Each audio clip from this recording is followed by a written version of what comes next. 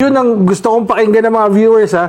Kasi akala ng karamihan, magbenta ka ng mura, mas madali. Actually, mas mahirap magbenta ng mura. Yun, so yun ang Pag ako pagbentahin mo ako ng mura, bobo na kaagad ako. I mean, nothing against sa mura. Kasi marami talaga. Alam natin, malaki yung market talaga eh. Pero you have to sell in volume. Tama. You have to sell, di ba, kung ang profit mo ay 10 pesos per item, para maka-1 million ka, ilang piraso ang kailangan mong ibenta. Karamihan kasi ng mga business owner, kapag ang negosyo mo walang kakayahan magbumili ng customer, mahihirapan ka mag-scale. Yes. Kaya nga, isa sa pinaka-importante na numbers sa business is yung customer acquisition cost. Okay. Example, nagda-drive ka papuntang NLEX, busog ka na makakakain mo lang eh. Nakita mo ngayon si Angkor Peace, may kagat-kagat na Chicken Joy.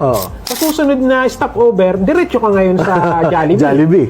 Binili ka ngayon ng Jollibee. Binibili kasi talaga yung customer. Ibig sabihin, kailangan yung business mo may kakayahan bumili ng customer. Okay. Numbers Kapital yun Customer acquisition cost. Kailangan may kasama yan dapat sa budgeting mo.